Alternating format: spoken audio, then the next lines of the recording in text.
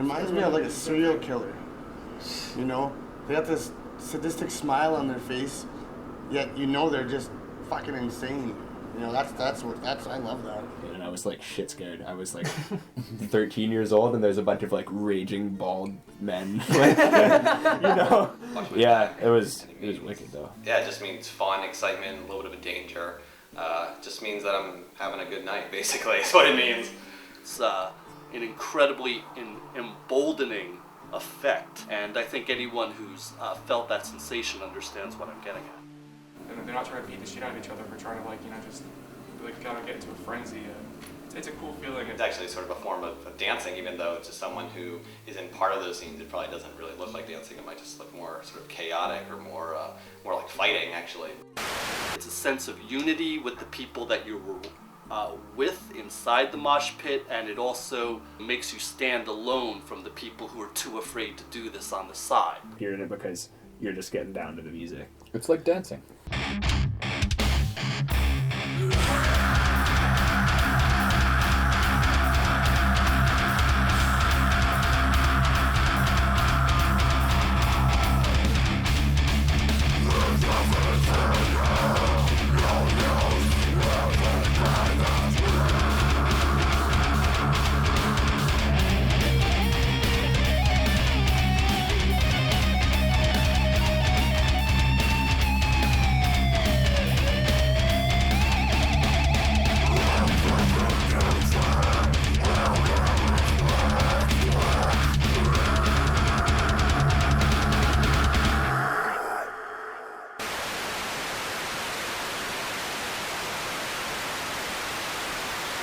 First show where there was moshing that just absolutely blew my mind was the first Slayer show I ever went to. It really just felt like I was in the middle of a prison riot. There was like as many people facing away from the stage just trying to run away from what was going on as there were people like looking at the stage watching the band. You know, it was just like the mosh pit just consumed the whole club. It was just, you know, simultaneously like, this is fucking awesome, and just like, you know, just terrifying, you know.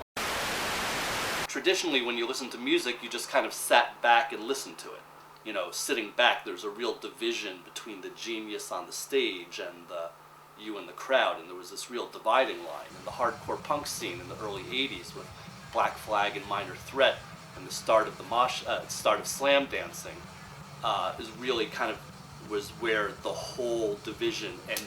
Yeah, like the early 80s, late 70s, like California punk rock scene is where slam dancing sort of started happening. And these were just, you know, kids, American kids, regular kids, jacked by the power of punk. It just caught on everywhere, and some of the more turned on, you know, heavy metal guys, you know, these guys who had big hair and big spikes and, you know, were all about headbanging, and it was this was a cultural divide. The guys in Metallica would go see like the Crumbsuckers, and like, you know, the guys in Anthrax were really into punk rock, and you know, and then you had bands like DRI and Corrosion of Conformity that were really doing crossover, which was like this fusion of like metal and punk rock. Crossover is a very common term, but back then there was no crossover, so the heavy metal guys who got into this new hardcore punk energy were very progressive for the time. Metalheads, particularly thrash metal heads, started embracing hardcore and started going to punk rock shows. You know? So all of a sudden there's this thing where you have the skinheads and the hardcore guys hanging out, and all of a sudden there's these guys with big hair and like these heavy metal type guys showing up, and it was like a invasion. You know, punk rock fans and metal fans in the early 80s really just didn't get along. Like, but then you had these bands, you know, like the guys in Anthrax formed SOD, these bands that were as punk rock as they were metal. And so you had the fans all coming together, and they all sort of started moshing to this music, you know.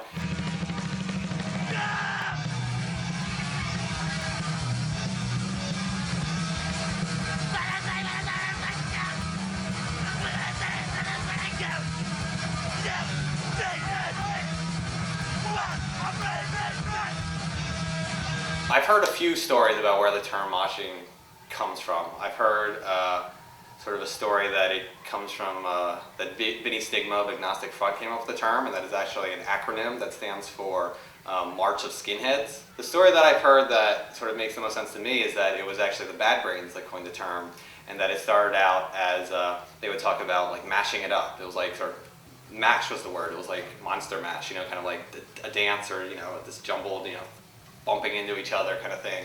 And, you know, HR would always be like, mash it up, and people would go nuts. But because he would, you know, he had like that sort of Rasta, like Jamaican accent, it came across more like mosh it up. The band Anthrax from Queens, this kind of Queens crew, started calling it mosh and the mosh pit.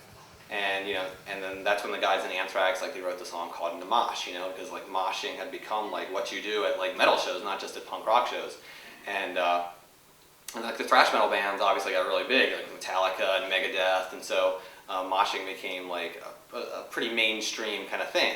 And all of a sudden, and as you now see, it just kind of took over music.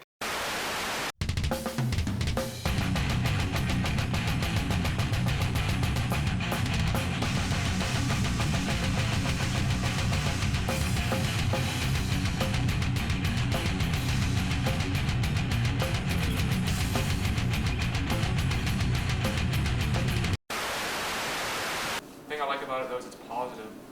It seems like everyone that, you know, comes to a thrash show, or most of the thrashers, they kind of want to have this like release of energy, and that there's a camaraderie, you know. I mean, there's so much energy, and it's just so much fun, and it's such like, you know, it's good spirits.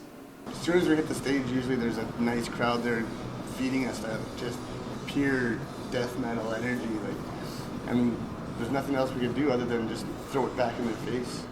Like, It's the band's responsibility to be able to get them in the mood to do that. yeah, exactly. So it's always fulfilling to know. Once they're going, that gets us yeah, going and on way more. it's not like if they're moshing, they just like your set. When it happens, it's cool to see because it just shows that they're feeling it.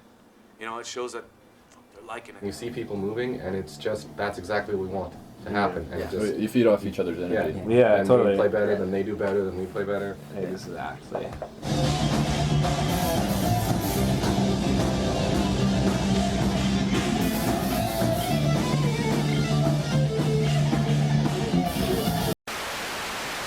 When I first wrote American Hardcore, it came out in 2001, and I called it a tribal history.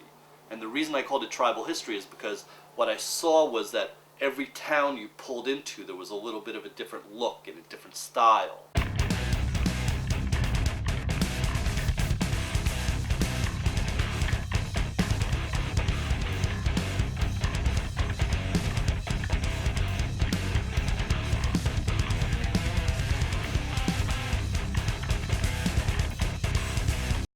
Circle pit is basically, I mean, it's literally that. It's when like the crowd opens up into a big circle and people are like running around, sort of skanking around the outskirts of the circle, you know, and people are bumping into each other, and people on the sides of the circle are, you know, pushing people to keep the circle contained.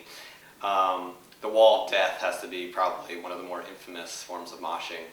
I don't understand that because, I mean, that's like, I'm gonna go fucking run into a wall and hurt myself. Like, I don't know, man. That's basically where the crowd sort of, you know, at the demands of, you know, probably the front man of the band, parts in the middle, kind of like the parting of the Red Sea. And then usually like when the song starts or when like a breakdown starts, everyone rushes together and like this, you know, this crazy tidal wave and just slams into each other.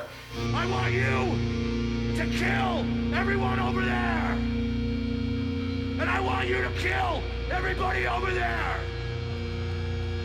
And nobody goes until I say! We'll just do that, and if we get a reaction, then we'll call it out and we'll do a wall of death. All right. How does that look from your Looks angle? great. Hold! Hold!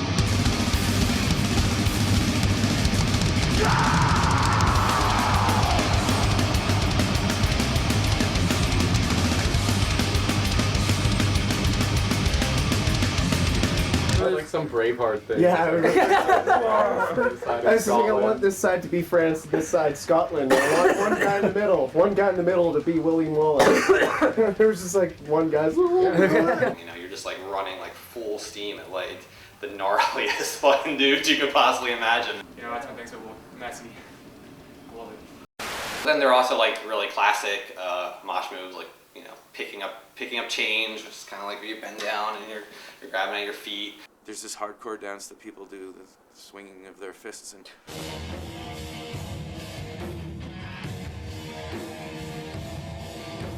I don't know what that is. It's like What is that? Like, I've seen that, but I really don't know what it is. Like, I don't. And then there's like the windmill, which is literally that, just like windmilling your arms. I've seen people do it, and I thought, what the fuck is that? But I don't know. One style that, you know, I've seen a lot of, and that I personally don't really get, is the whole like karate kind of metalcore, deathcore kind of thing, where kids are like throwing kicks and punches and, you know, flying kicks and all that kind of stuff. And like you see this stuff and you can really imagine like the kid like practicing it at home in the mirror. You know, it seems so like sort of choreographed. It's kind of weird because to me like moshing is more about just like getting out this like energy, this primal energy. You know, so it's weird to me these people are like practicing the moves. There's really just one very important rule from the mosh pit, which is just pick someone up if they go down, and you know, just in general, you're not there to hurt people. If I'm on stage and I see someone go run up and hit somebody, I'm gonna do my damn best to get that guy the fuck out the doors, because we don't need that in our pit. Even as violent as it could be, there was this feeling that if someone fell down, everyone stopped for a second and helped them up. That's always the best thing when you're either in a pit or you're watching a pit and you see that moment where someone sees that someone might not be all right, and they stop and they hold other people back and they check up on that person, you know, and that's when you know like it's a good mosh pit. You know, you never took a shot above the head, ever. Unfortunately, that whole idea of like, you know, one bad apple can ruin the whole barrel does sort of apply to a mosh pit, because sometimes you will see what is a very sort of good, positive, you know, mosh pit where people are looking out for each other, and then all it takes is one asshole, you know, who jumps in there and he's there just to fucking, you know, beat people up or just be a dick, you know. Unfortunately, there really isn't any good way to deal with a situation like that except for someone to, you know, take that person out. Buddy split his head open on a pillar, and in our pit, rushed to the hospital, got 5 staples in his head, came straight back, and there's blood all over his head, and he still jumped right back in the pit. I was on tour with Slayer for South of Heaven. I remember 6 or 7 pits going on in this like 3,000 capacity room. I remember each gang of Southern California represented by a different pit.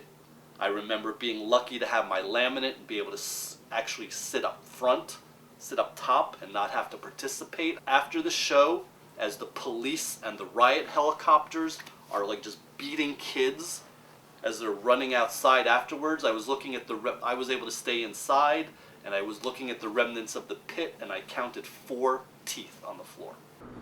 Yeah, we played with Neuraxis. That's when a guy's ankle got snapped off.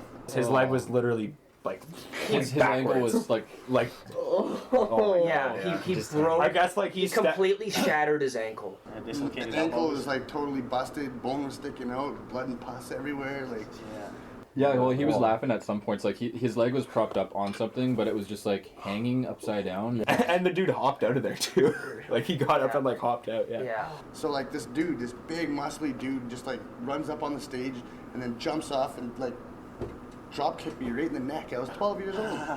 Boom! I hit the ground, and then I was just like laying there, like, what do I do? And then like my buddy who brought us there, like he passed Jeff. He's the one who got us into metal.